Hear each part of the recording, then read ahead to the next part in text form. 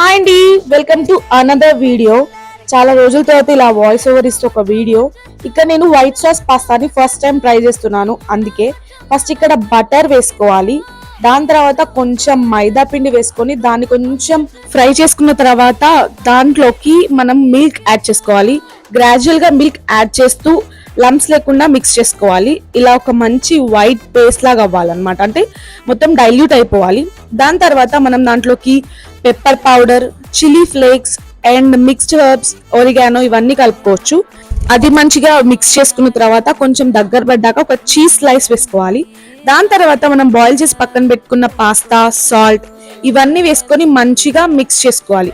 Mix చేసుకున్న తర్వాత last కి మళ్ళీ ఒక చీజ్ స్లైస్ వేసుకోవాలి. And that's it, white sauce pasta is ready. నచ్చిందా? నిజంగా బాగుందా? దట్స్ ఇట్ అండి. మీరు కూడా ట్రై చేసి నాకు ఒక కామెంట్ చేయండి. బాయ్.